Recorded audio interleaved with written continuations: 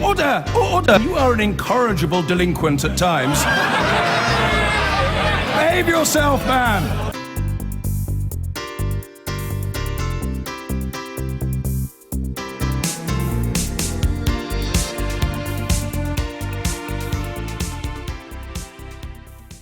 When European Commission President Jean-Claude Juncker met Theresa May at Downing Street last week, the European Commission described the meeting as constructive. But an alternative account of the meeting appeared in a German newspaper at the weekend. In it, an EU source was quoted as describing Theresa May as being in a different galaxy, and that Mr Juncker was 10 times more sceptical about the prospects for a deal on leaving the meeting. Well, our political correspondent, Vicky Young, is with the Prime Minister in the West Country this afternoon and joins us now from St Austell. Vicky Young, give us the account from Downing Street of that meeting.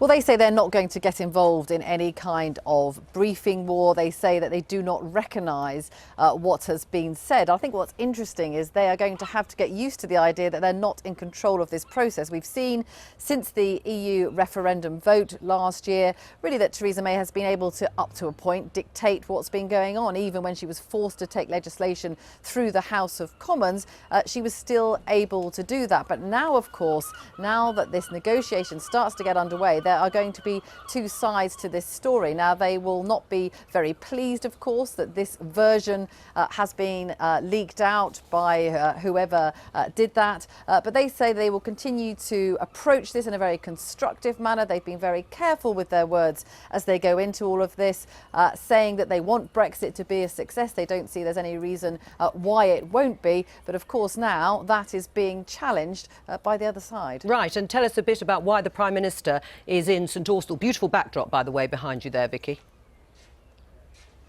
Yeah, it is quite nice here today. She's just arrived, her and her entourage, here in Mevergizy. She's already been down to St Ives in the west of Cornwall. No coincidence she's come here. This used to be Liberal Democrat stronghold and heartlands, but the last election they were really washed away in a blue tide, with the Conservatives taking every seat in Cornwall. Theresa May is here to make sure that there is no chance of a Liberal Democrat comeback. And again, really a pattern we've seen already, coming to areas where there has been a vote in favour of Brexit, and there is also here a sizable UKIP vote, and the Conservatives are confident they can attract some of those people who will look towards Theresa May, they think, as the person to deliver Brexit. But it will be interesting to see how the kind of stories we've been hearing about the difficulty she could face in the negotiations to come, how that will go down. It could well help her in some ways. The Conservatives certainly hope so, that people will look and say, look, these negotiations are going to be very tough. She has promised to deliver for Britain, and in areas like this which voted to leave, they may well look at her and see that as a vote winner. There's no sizable Labour vote in these areas, so she's very much seeing this as a contest really with the Liberal Democrats. They say that even though they are very much the pro-EU party in all of this, they say that in local elections they've done well, even in areas that voted to leave. But I think the Tories feel pretty confident that they were able to hold on to many of the seats in the southwest. Vicky Young, thank you very much. Well, Dominic Raab is still here in the studio, and joining us now from Brussels is the Irish MEP and Vice President of the European Parliament, Mairead McGuinness. Thank you for joining us, Mairead. So the gloves are off. EU officials are now briefing against the UK in the European press. Is this the way you think the negotiations should be conducted? Well, look, that's a tabloid version of probably what is going to have to happen over the next couple of weeks, which is that both sides have set out their negotiating priorities. The Parliament, the Council and Commission are very clear. Obviously, the United Kingdom is in the middle of an election campaign, so I think we're going to have to wait for some time before we see absolute clarity from the UK side. But I think both parties to these negotiations know that we have to reach agreement on a number of issues, that we have a certain amount of time in which to do that, and that we do have to get on with it. My own view is that the real negotiations cannot start possibly till July, or indeed maybe after August, so that will tighten the time frame.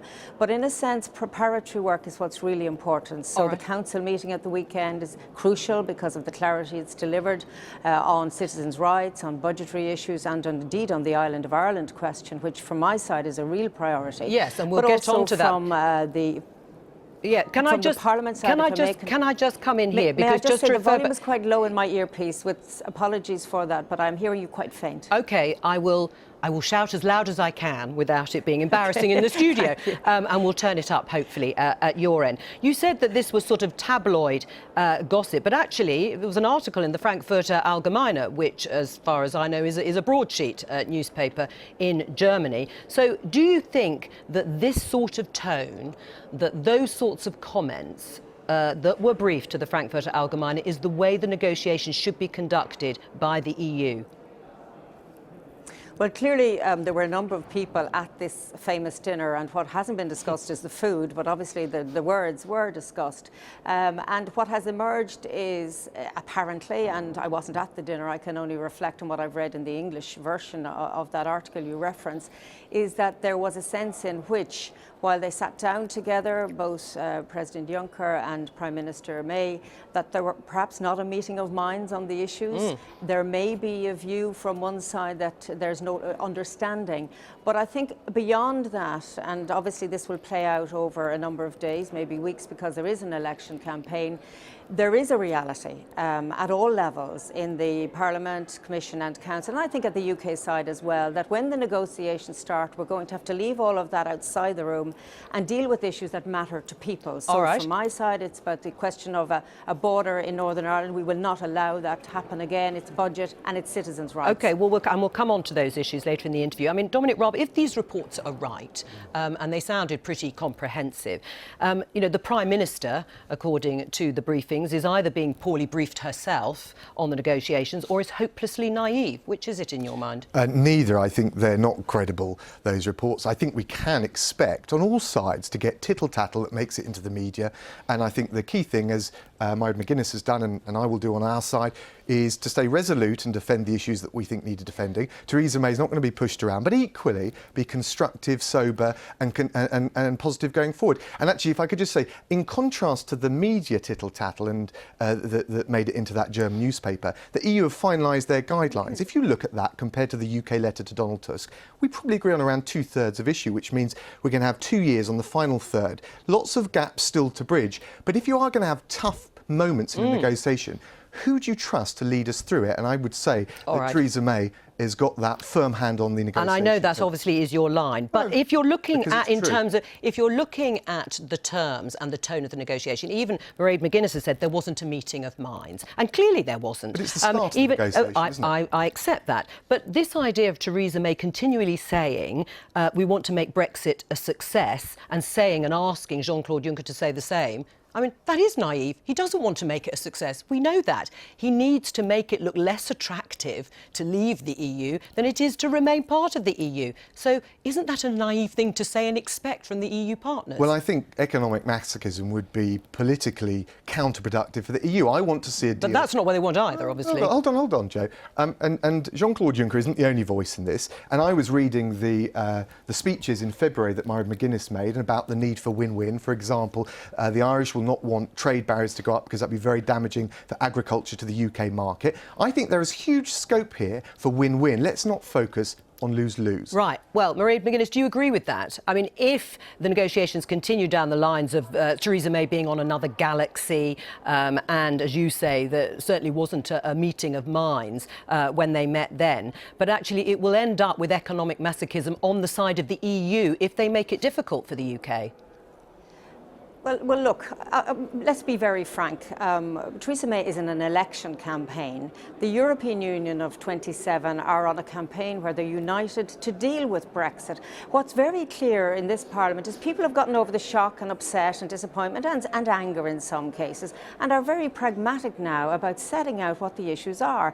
And I hope that we can reach a good agreement, but it does require us all to stand back and look at the issues. So first of all, there has to be some progress on the withdrawal agreement. I do believe we're going to need a transition period, as the Parliament has set out, and we want to have a good trading relationship, but there's no doubt the situation after Brexit cannot be the same as today, and that's where there are some very, I think, difficult negotiations ahead. First of all, for people to recognise that, and to some extent the reporting of that particular dinner may do no harm, that there were different views coming and perhaps that there was no meeting of minds, because it may focus minds after the election campaign about what can be achieved and how that can be achieved. Right. And really, I always say, if we put people first, then I think we can work towards solutions that are good for the European Union and that perhaps don't harm the United Kingdom, because after all, you've made the decision. We have to deal with the consequences of it, and we don't want to see the European Union of 27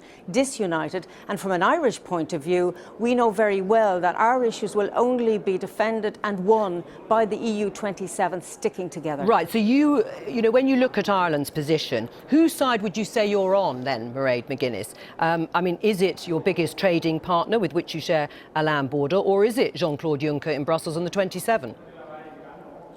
I'm going to ask, did you say whose side am I on? Because the sound is really bad, and I apologise to say that live. No, on air. I'll just ask you, whose side are you on? Are you on the UK's, bearing in mind the biggest trading partner with which you share a land border, and or Brussels? I've heard, yeah. You heard, good. Look, in terms of sides, and I've said this to Minister David Davis, the Republic of Ireland, we are part of the European Union of 27. Our Taoiseach has made that abundantly clear. We sit on that side of the table and we negotiate with the United Kingdom. Now, we have a long history with the United Kingdom. We're neighbours, we're traders, as you are with us. And we both value that relationship and want to make sure it's not deeply damaged. Our agri-food sector, our farmers would be really, really badly affected. So when it comes to sides, I think you have to understand there's two sides to the negotiating table, and we're firmly with the EU 27. But it allows us also, because we're close to the United Kingdom, to understand fully the issues that affect both of us. But if you want absolute clarity, we're with EU 27. Let me put that. Dominic Raab, earlier Mairead McGuinness said there has to be some progress made on the withdrawal, on the divorce bill. And without some sort of progress made, they're not going to talk about an EU trade deal. Do you accept that now, that it has to be done in stages? Well, look, I certainly welcome the fact that the EU position has shifted from saying we need to tie up all the details of the exit deal before we move on. Now they're saying we'd need to make some progress. I'm fine with that, and I think the government is too. You are. What we need to do is work out the principles that will inform the exit agreement, whether it's on financial liabilities and indeed the assets that we would be entitled to, but all the other issues, including EU nationals. And then we need to make some progress on the future agreement, because one thing I think the UK and the EU agree on is there'll be no deal until we agree the whole deal. And that's quite important. It's a fundamental principle of the way the EU goes about its diplomacy, and we agree with it. Right. I mean, when you listen to what government ministers have said so far, particularly the reason for the election being called, the snap election, Theresa May said she wanted to strengthen her hand because of the opposition. But actually Amber Rudd, the Home Secretary, implied and suggested that actually it was about being given a mandate to be more flexible about these negotiations. So you're pleased the EU has moved, you say. Are you going to move, and would you support the government moving too in these negotiations? Oh, I think any negotiation you need to have a leader and a set of principles and objectives, and a pretty steely leader, and we've got that. But of course, there's going to come a moment where in order to get that win-win deal, there'll need to be some flexibility. And I do think, not just because we'll have a strengthened mandate from the British people after this election, we hope, that we'll be in a better place, but also on things like not having the transitional arrangement quarter-zoned, if you like, by an election. I think that will be quite useful. And it was very interesting to see the CBI and the British Chamber of Commerce coming out and agreeing with that. So business feels more confident about this as well. In terms of elections, Mairead, just finally, of course, we've got German elections coming up. We're in the throes of a French election too. It's not just Theresa May who's having an election here when discussing these negotiations. If Northern Ireland decided to hold a border poll, is it your understanding that a united Ireland would have automatic EU membership? Well, you know, the conclusions of the meeting on Saturday very clearly expressed, and I think it was important that this was done, what the Good Friday Agreement outlines, so that in the eventual time, if it occurred that a referendum of the people decided that they wanted a united Ireland, that new entity, which would be the island of Ireland, would be full members of the European Union. And it was important that that be dealt with now and is on the table. And I suppose from our side, because I represent a border constituency with Northern Ireland, and I travelled through Northern Ireland to get to my constituents in Donegal, it's really important that the EU 27 understand the Irish questions. And really one of the points they make all the time is that peace is so important, and in fact peace is as important as economics, and perhaps much more important. On the question of staging of the negotiations, just briefly, I think we need goodwill. We do need goodwill for real progress to be made, and I think after election campaigns and when we look at the timeline ahead, I think goodwill will be found, hopefully on both sides. All right, Mairead McGuinness, thank you very much. Philip Cowley, what do you make of the reporting of this meeting? I mean, should anyone really be surprised? Well, no, you used the word divorce earlier, and anyone who in a divorce listens to just one side of the marriage, I think is getting a very false picture. So in that sense, I think some scepticism is required. I'm also more interested in the politics of this, because some of the people discussing this report seem to imply that it will do Theresa May damage with the electorate. I would have thought it would have exactly the opposite effect. She will be able to present herself, if she engages with it, as standing up for British interests against Europeans who are snooty, aloof, are looking down on Britain, are willing to do Britain harm. That is going to do the Conservative message no harm at all in this election. Right, yes, because as you say, there are many people here who don't regard it as a popular thing, the EU institutions. Yeah, I mean, it may be that that's the wrong line to take, but that will be how she will present it. I think that will be how it goes down with most voters. Dominic Raab, thank you. Thank you.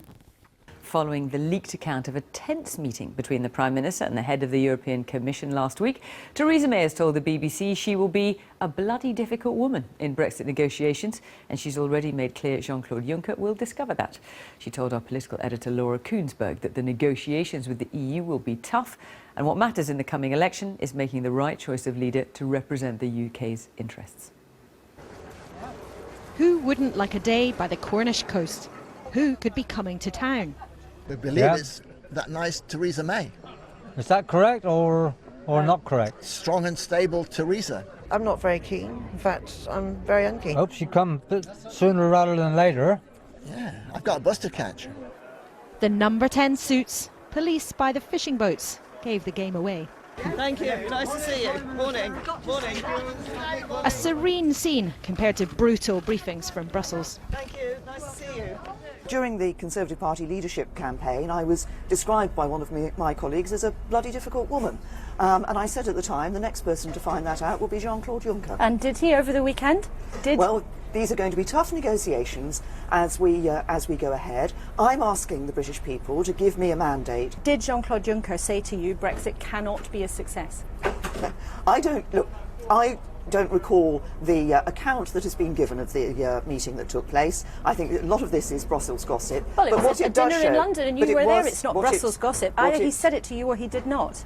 I think that the account that I have seen, a lot of that is Brussels gossip. But what is important is that there is a key question for people when they come to this election. Well, there'll be 27 other EU countries on one side of the table, and who is going to be there standing up for the UK? And it's either going to be me or Jeremy Corbyn. You wanted an early deal on EU citizens and Brits abroad. They said no. You wanted parallel talks about our divorce deal and trade at the same time. They said no. And that doesn't inspire confidence, does it? I've always said that there are complexities to this issue and lots of details that will need to be agreed. Brexit's not the only issue. Backer on Brexit or not, for some voters, it's just not enough. Banks packed, you know, there's massive problems with homelessness, house prices. Polite may be, but her first sharp encounter this campaign. Solely focusing on Brexit. No, it's not. And I think, no, I know it isn't, but there's an impression. Well, Brexit has huge opportunities for us. It can do if we get the right deal. Boris Johnson says it's about selling haggis to the Americans. Thank you. Her team says she loves talking to voters. But what did that one make of her? The austerity cuts have been incredibly damaging. And we need a strong economy. I don't believe that Brexit is going to take us into a strong economy. I've never felt in my adult life so depressed about the state of this country. I really haven't. Those two are quite angry. They had a lot to say. I know they did. I know they did, but it's too late to discuss that now. We're already going out, so why fight that? Brexit is the backdrop to this election. The Prime Minister wants to use the circumstances to build her authorities. But whether here or anywhere else, voters will make it absolutely plain. It's not the only thing that will make up their mind.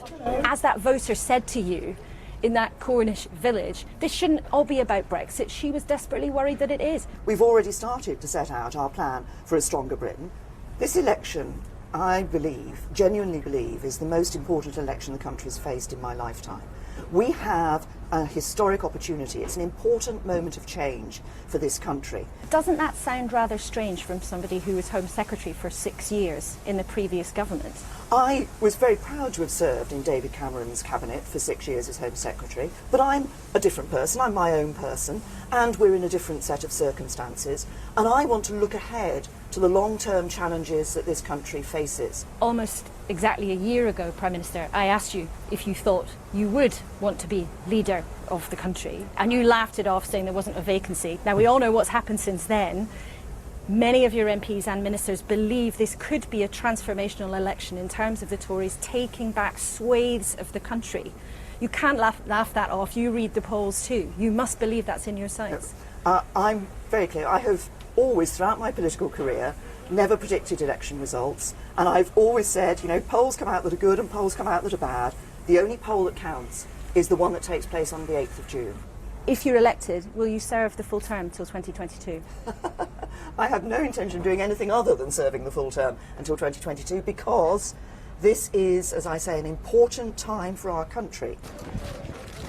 This so-called bloody difficult woman wants to stay on as your Prime Minister, persuading all of you that might be difficult too. Thank you very much. Thank you. Laura Kunsberg, BBC News, Cornwall. And over the coming weeks, we'll be speaking to all the main party leaders. And tonight, Theresa May is in Bristol, continuing her pitch to voters across the southwest, where the Conservatives are eager to hold on to seats they won in 2015. They're being chased hard by the Liberal Democrats, whose best chance in the region could well be in Bath, where there was strong support for remaining inside the EU. Our political correspondent Michael Crick spent the day there, but joins me from Bristol now. Michael, what's the scene there? Well, Cathy, Theresa May actually left here about 15 minutes ago. Behind me are the pockets of the remains of what was the protest that greeted her, if that's the right word, as she came and left. It was quite a daring visit, really, this, to the middle of a council estate in a fairly deprived part of Bristol East, a constituency held by Labour. So you get an idea again of what the Conservatives are trying to do there, eat into Labour seats. But none of the locals, so far as we can tell, were actually invited to this meeting tonight. Again, it was Conservative activists from around the area who were invited along. And again, it was standard Theresa May stuff. She did mock Diane Abbott at one point, but most of it was the sort of stuff we've been hearing over the last few days. And this is what she said. Who will lead Britain through Brexit and beyond? Will it be me and my team, showing the strong and stable leadership that our country needs? Or will it be Jeremy Corbyn, at the head of a coalition of chaos, as we've just heard, made up of Labour, the Liberal Democrats and the SNP?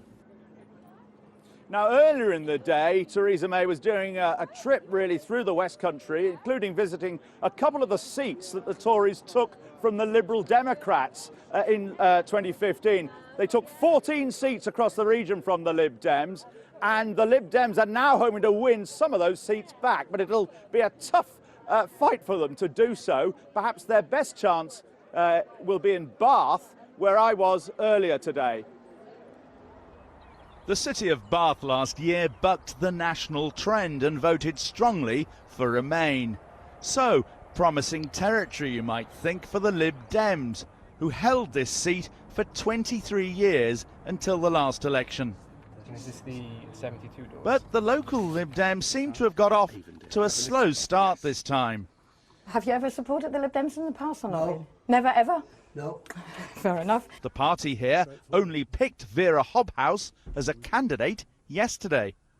We've done a lot of work already. We know exactly what we're going to be saying to people. And as I say, we've got this huge army of recruits who want to get out there and knock on doors and deliver leaflets. Well, where are they? There's, what, 2 or 3 other guys in the street? They'll be on the streets next weekend. The sitting Conservative MP Ben Howlett, who had a majority of more than 3,000 last time, seemed to have rather more help today. And someone less supportive. Nurses in poverty, teachers resigning, you're doing a really good job. And you've also stuck an extra £500 billion on the debt as well. Absolutely brilliant, mate. Brilliant. So who are you voting for? No wonder Theresa May sticks to meeting Tory activists. Mike's running the board, obviously. This is a military machine we're operating here. For those that haven't obviously met, this is Philip Dunn, who's one of the healthcare ministers. Ben Howlett also backed Remain, though in the Commons has voted loyally to invoke Article 50. So why should EU supporters in Bath vote Conservative?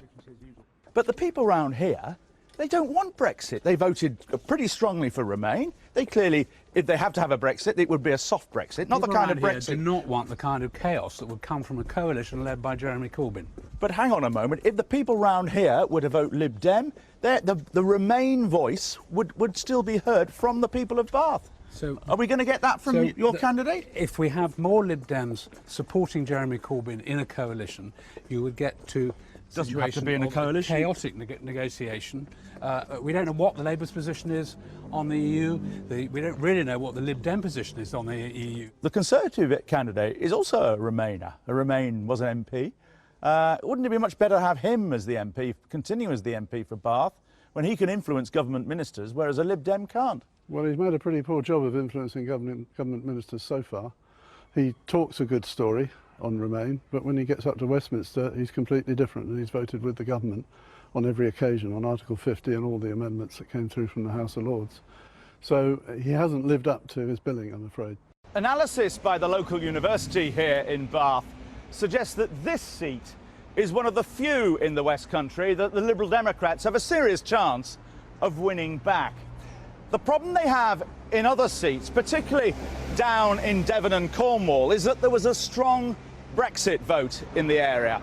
What's more, UKIP performed well in those seats last time.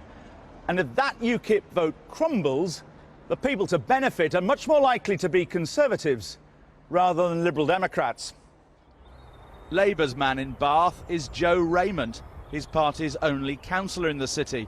But Labour haven't even been runners-up here since 1970. The Greens, close behind Labour in 2015, have chosen a woman called, appropriately perhaps, Eleanor Field, while a spokesman for the UK Independence Party couldn't tell us whether they'll have a candidate in Bath or not. Michael Crick.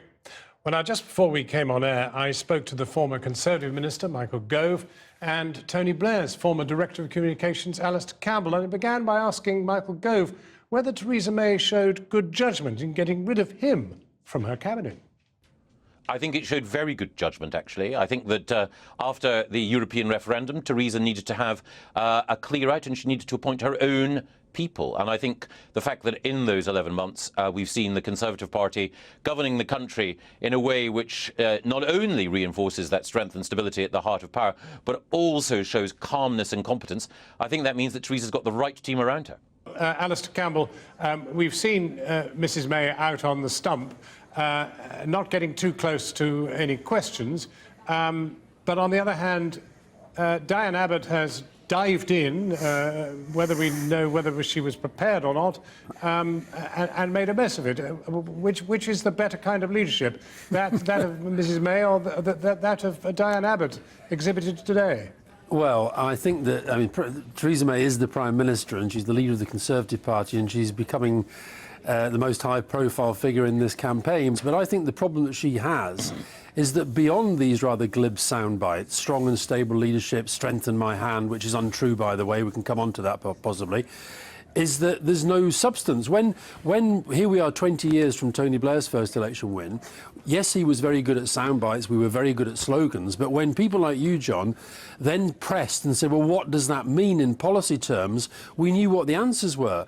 And what Theresa May has, she doesn't seem to me to have much beyond the rather glib slogans and sound bites. And I think that's what confronted Juncker and his team. And let's just understand that what happened, I think, at that dinner was that the slogans, of which Michael Gove was an author when he was helping to run the Brexit campaign, they're now coming up against the hard reality of what's going to be one of the toughest negotiations. And one of the scandals of this election for me is the fact that Theresa May does seem to be able to just swanning through in a rather regal procession without actually telling us anything about what sort of Britain we are going to have if she gets this massive majority that she wants. Well, Michael Gove, your old friend, Mr. Osborne, has said it's very dangerous, and he said this today in his editorial, very dangerous to run a campaign on slogans. Yes, I read the editorial in the Evening Standard, and it confirmed that under George Osborne the Evening Standard will be a must-read, but it won't be a must-agree. The truth is that George was a very clear and very principled advocate for Remain. He thinks that Britain leaving the European Union is an historic mistake, and he will use the Evening Standard in order to make those arguments in tune with the paper's traditions. Actually, however, I think that the Prime Minister has been admirably clear, not least in the speech that she gave a few months ago, that Britain will be outside the single market, effectively outside the customs union, outside the direct jurisdiction of the European Court of Justice, but at the same time, Britain will be Europe's strongest strategic partner, we'll commit to playing our part in the defence of the West, and we'll go for that good trade deal which is in the mutual interests of Britain and the EU. Right. It's a very clear agenda, backed up by 6 successful years in government. What I'd really like to see Theresa May pressed on, and maybe Michael Gove can answer it, how is it possible to come out of the single market, come out of the customs union, and have any arrangement that will deliver what David Davis has promised, which are the exact same benefits as we have now? How is that remotely possible? The difficulty is we cannot rerun the whole Brexit discussion because... But I think that's the question that has to be answered now, because that's the deal that she says she's going to get. Well, I'm going to have to ask you, because we've sidestepped it to some extent, what happens to Diane Abbott? Here is the future Home Secretary, if Labour win the next election, this election coming, who appears not to be able to add up. Now, I'm pleased to say, I've been up in Scotland today doing something completely different to politics. I'm pleased to say I haven't heard the full, what I understand to have been a bit of a car crash interview. But I just our viewers have. Well, I'm sure they have, and I'm sure they'll see it many, many times. I've certainly read an awful lot about it on social media. But the fact is, you have to have answers to every single question. And that is a fairly basic question. If you are asked in any campaign, how are you going to pay for something, you have to be able to answer that. And the first sub-question to that is, how much is that going to cost? Well, as a consequence, should she step back? Should she resign? Well, look, I don't know. Jeremy Corbyn is obviously the leader of the Labour Party. He is going to be leading the Labour Party's campaign. I simply make the point that if you're in a campaign, they are high-pressured environments. You have to have your wits about you. You have to know the answer to every single question you put, and you have to be able to put a credible, convincing case to the public. And, Michael Gove, you seem to be nodding your head to that. I completely agree. Alistair's absolutely right. The Labour policy did not survive its first contact with reality. It self-destructed on contact with that question from Nick Ferrari of LBC. And I've nothing against any of the individuals who are part of Labour's current general election team, many of them idealistic people who've given their lives to public service. But it would be uniquely dangerous if we were to allow them to come to power because not enough people had voted Conservative at this election, and they were able to preside over some ramshackle, chaotic coalition which would pitch this country into danger. Well, there we must leave it. Thank you both very warmly for joining us. Thank you, Alistair Campbell and Michael Gove. Well, in addition to correcting the record on police numbers, Labour has been trying to fend off claims that it's heading for a wipeout in Scotland before local elections there on Thursday. With all 32 councils up for grabs, Scottish Labour leader Kezia Dugdale insisted it wouldn't be a two-horse race between the Conservatives and the SNP. But will the local poll be an indication of how the parties will fare in June? Kieran Jenkins is in Edinburgh now. Kieran, how's it looking? Yes, we may get a taste on Thursday of what's to come in next month's general election, because inevitably the local issues and the local election campaign has been drowned out by the national debate. Yes, around Brexit, but particularly around the independence question here. That's been driven by the SNP, still riding the wave of their recent electoral successes, opposed, yes, by Labour and the Lib Dems, but it's the Conservatives really who have assumed the mantle of defenders of the Union, and they trounced Labour into third place in last year's Scottish Parliament elections, you'll remember. And that's left Labour in the rather odd position, once the dominant party here, of course, today calling on voters to vote for them as a protest vote against both the SNP and the Conservatives, hoping to stop that incredible slide they've seen in their fortunes in Scotland in recent years. Nicola Sturgeon's got rather used to this. Scotland's rarely been out of campaign mode this past 4 years. Come on in. Local elections on Thursday will be something of a curtain raiser for a general election that Scotland's First Minister says will have the independence question at its heart. Now, the tone for these elections was arguably set the moment Theresa May swatted away Nicola Sturgeon's designs on a second independence referendum. That is again the question that is dominating this campaign, and given their polarised positions, it suits the SNP and their Tory opponents rather well. This election, as far as the independence question is concerned, is really a choice between whether the decision on when another referendum should happen should be one for the Scottish Parliament and the Scottish people, or one for a Tory government at Westminster. I think it should be for the Scottish Parliament and the Scottish people, and that's what I'm asking people to endorse. Scottish politics these days has an increasingly binary look. Ruth Davidson's Conservatives have seized on the anti-independence vote. Just look at that slogan, sticking with the formula that saw them beat Labour to win second place at last year's Holyrood elections. You're standing in front of a banner that says no to Indy Ref 2.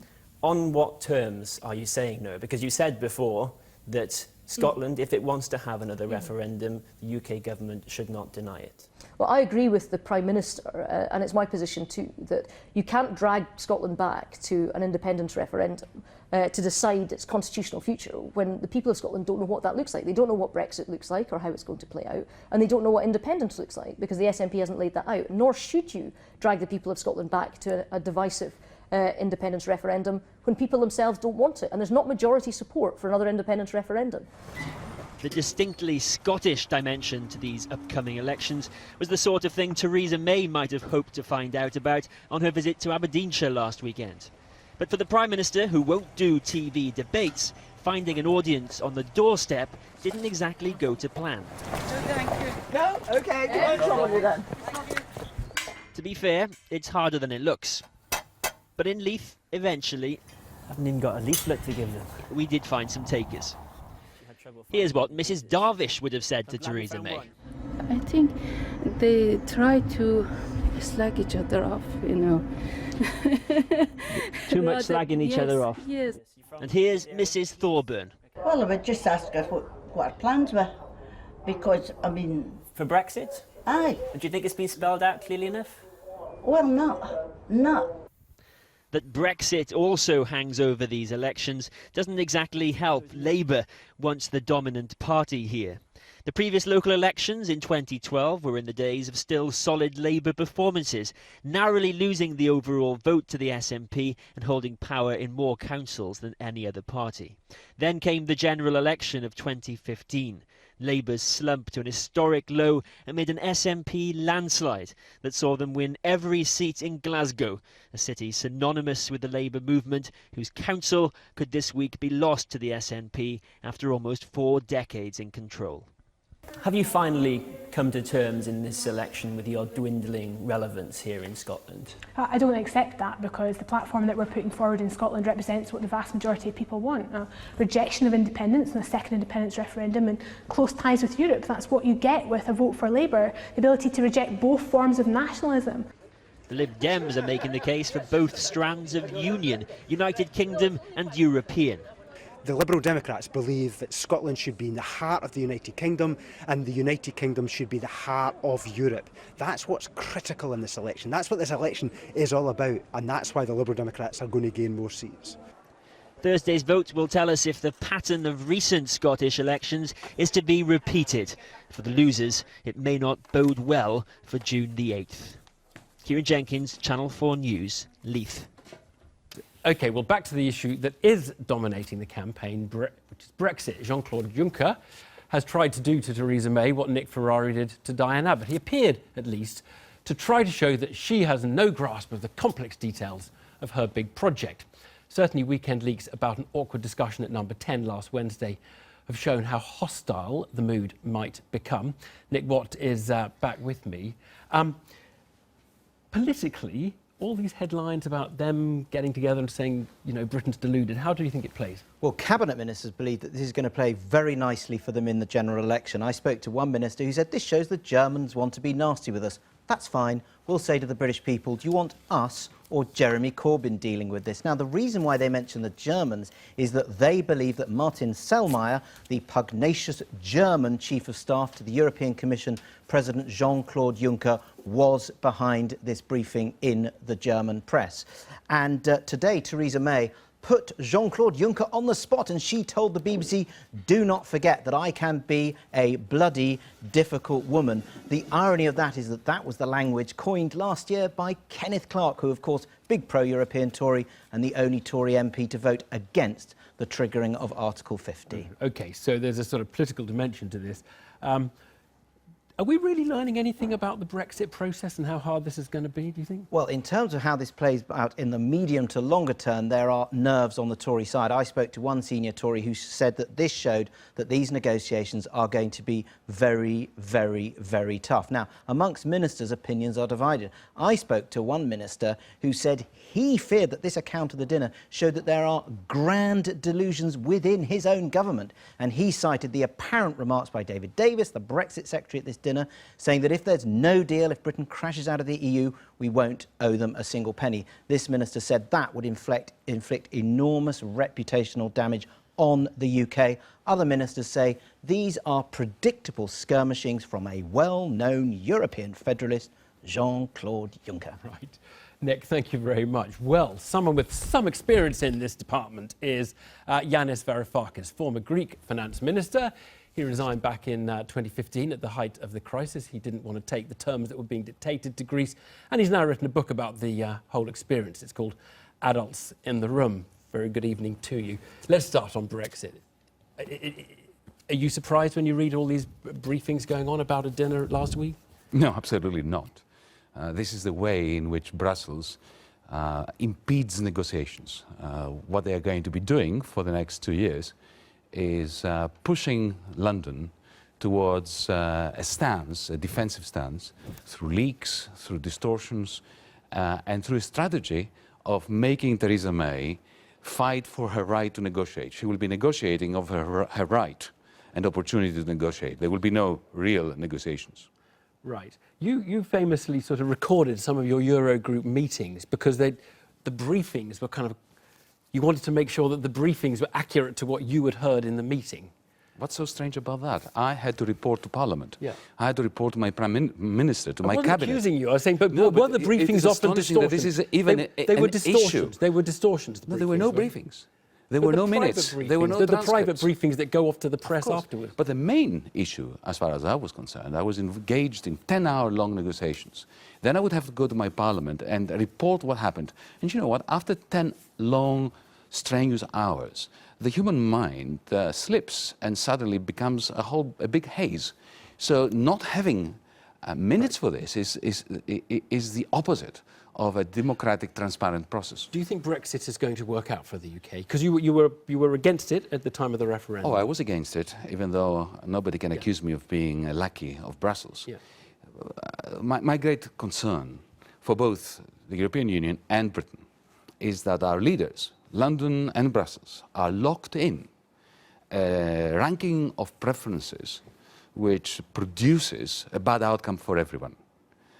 Their power at the personal level, Theresa May's, Jean-Claude Juncker's, Angela Merkel's, is inversely proportional to the mutual advantage that we can get out of it. What's driving the deep establishment, the European establishment, as you refer to it? Because I don't know, these are not evil people who want to put suffering around. That's not your case. It's like a Shakespearean tragedy where everybody is trying to do their best. It's like watching King Lear.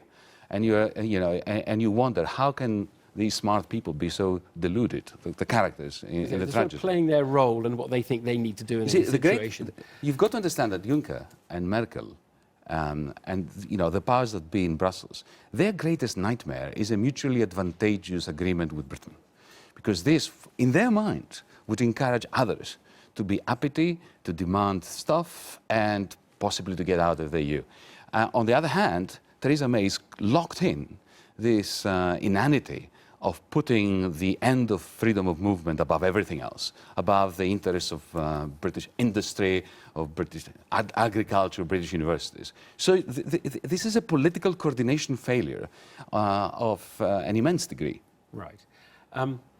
Politics these days, where are you on the Liberal establishment? Because the Liberal establishment is the much persecuted group at the moment. It's not had a great couple of years. Where because in many respects, you're talking about the Liberal establishment and the deep establishment are the same thing, aren't they? They're what? Yes, they are. They are, to a very large extent. Look, they resemble these days the person who's killed his parents and he is pleading for leniency at the court on the grounds that he's an orphan. They have been extremely authoritarian, the way they dealt with us, the way that they're now dealing with Theresa May. They've been extremely authoritarian. They have been imposing loony economics.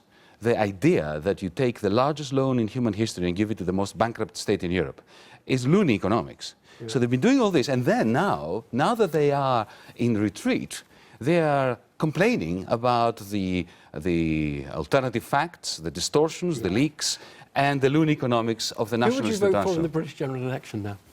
Oh, Jeremy Corbyn for sure. And I'm a leftist. You can't change your spots. Yeah, but you're a bit of a fan of Macron and in France. And he comes out of the book quite well as someone who's able to think a little bit outside. Of my best friends and my opponents. In the case of Britain, for instance, I think that it's madness that the Labour Party, for instance, is putting up a candidate in places like Brighton against Caroline Lucas because of this sectarianism of the Progressive Front. I wish there was a nuanced progressive alliance in Britain so that we could all vote for it. But in France, you're absolutely right. Look, I'm a leftist. What did the left do in 2002 when Le Pen Senior was pitted against Jacques Chirac? We all went behind, we rallied behind Jacques Chirac. He was an admirer of Thatcher, he is conservative, he was not at all a friend of the left. And yet, the left used to understand that binding together with liberals and even neoliberals against the fascist, racist, ultra-right was our absolute duty. Now, why have we changed that today? Well, because the Mélenchons have lots in common with the far right, and many of his voters are going to go because they're all anti-globalisation, which is the big schism in the I'm anti-globalisation. I'm anti-neoliberal. But above all everything else, I'm anti-racist and anti-fascist. And we should see eye to eye, By the way, Macron is infinitely better than Chirac was. Macron was the only minister that I met during my tenure who actually understood the problems of authoritarianism and loony economics in Europe and who actually tried to help Greece not be crushed. We need to leave it there. Yanis Varoufakis, Thank you very talking much. to you. Thanks.